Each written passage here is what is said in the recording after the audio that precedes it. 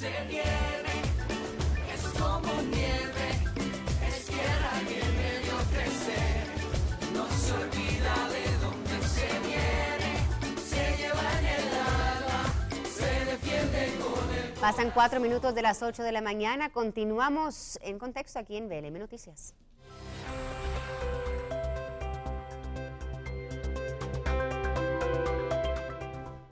Bueno, todo lo que pasa en nuestro país, ¿verdad? Y para eso es fundamental entender lo legal, sí, lo que está ocurriendo en las cortes, en los ministerios de nuestra Guatemala. Y para ello, esta mañana nosotros hemos invitado a la licenciada Ingrid Rivera del Centro de Estudios de Derecho. Ingrid, muy buenos días y gracias por estar con nosotros. Gracias por la invitación. A ti por estar acá. Bueno, a principios de esta semana, Ingrid, conocíamos entonces el fallo de una corte en contra de, bueno, sí, el fallo que se da en tribunales en contra de Roxana Valdés, y se presenta junto a su esposo para ver si libraban sus propiedades, esas propiedades que fueron embargadas, y obviamente se dijo no, esas propiedades van a quedar en embargo.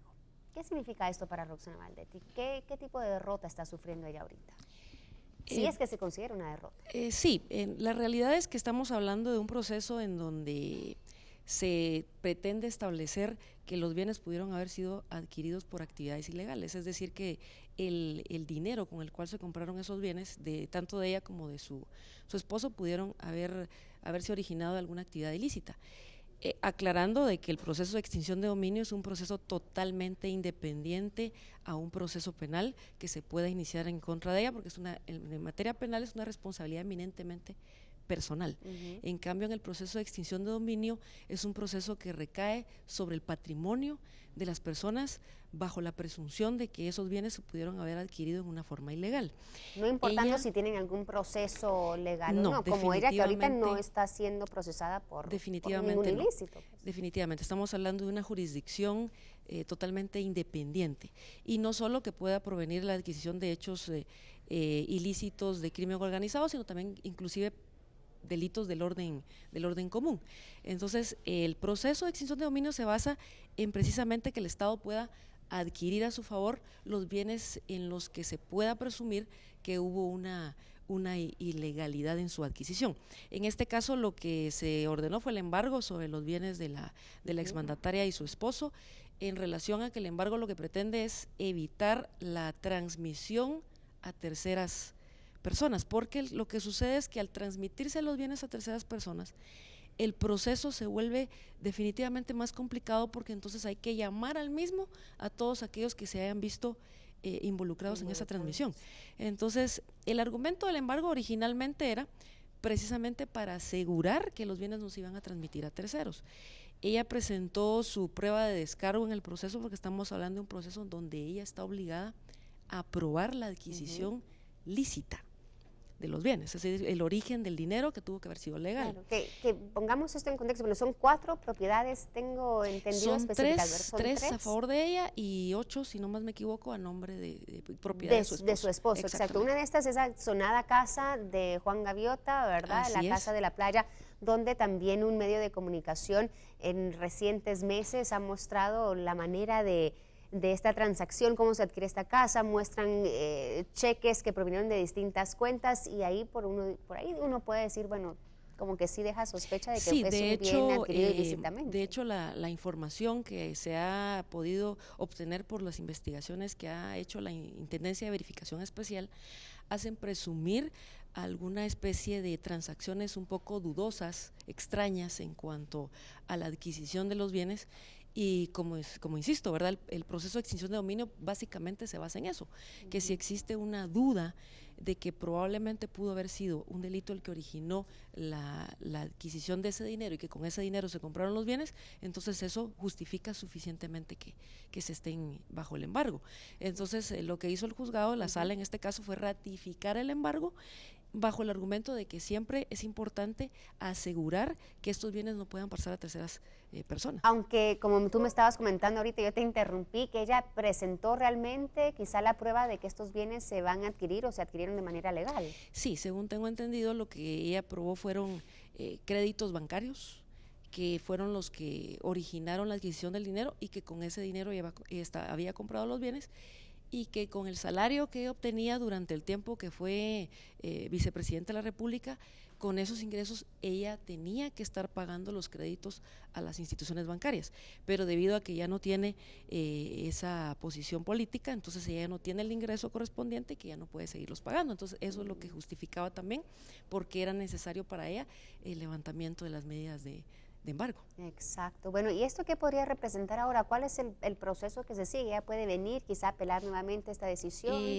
En materia de extinción de dominio ya no existe ningún recurso, sin embargo, sí se puede plantear una acción constitucional de amparo, que probablemente pues sea la vía que utilicen los abogados para poder seguir discutiendo los derechos que obviamente ella tiene como cualquier persona de poder defenderse, ¿verdad? ¿Hasta cuándo quedan embargados estas propiedades? ¿O ya es, digamos, indefinido el tiempo que quedan en manos, podríamos decir, del Estado?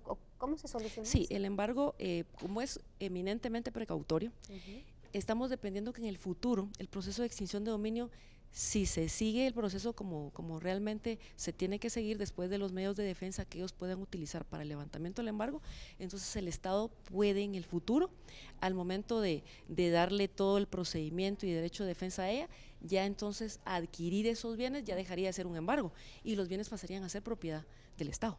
Perfecto. Y me decías, porque ayer muchas personas también se preguntaban con el nuevo caso que escuchamos ayer de esa red de corrupción que existía en el Ministerio Público y el Ministerio de Gobernación y la Policía Nacional Civil, el desvío de más de 52 millones de quetzales, otro bombazo para nuestro país. Y muchos se decían, bueno, estas personas también van a caer dentro de este proceso de extinción de dominio.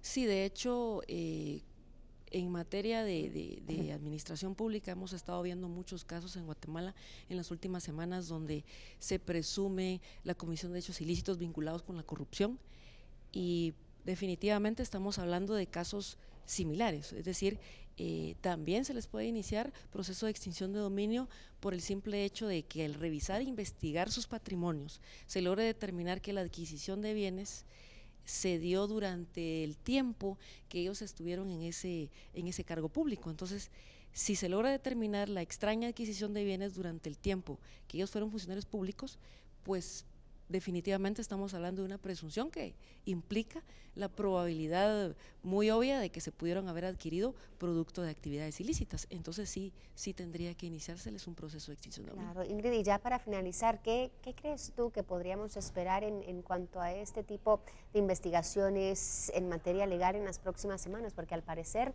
lo que estamos viendo ahorita, como dijimos hace unas semanas cuando se da a conocer todo el caso de la línea, es que estamos comenzando quizá a conocer esos actos de corrupción y esas redes criminales dentro del gobierno.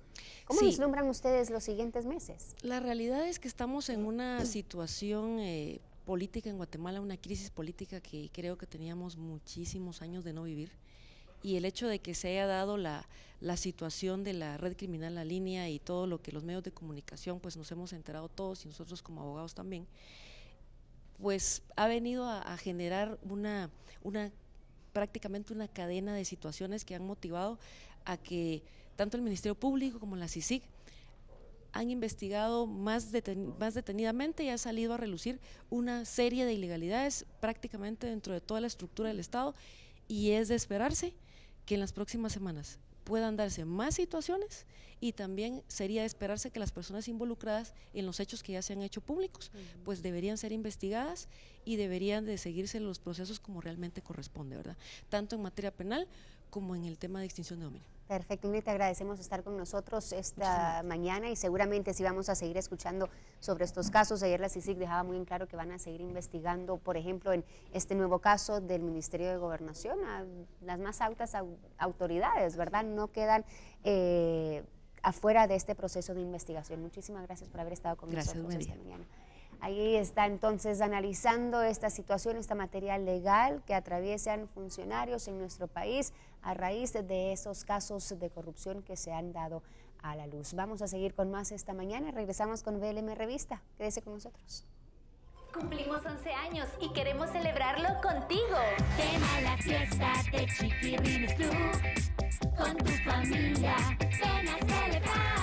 El 28 de junio en el Expo Center de Tikal Futura tendremos una fiesta llena de personajes, stands y un gran concierto. Compra tus entradas en Todo Ticket al apoyo de Meikos, Ketchup Kerns, Kerns Junior, Pachoncito Salvavidas, Merendina, Anavi y Guatevisión. De Chiquirrines Club.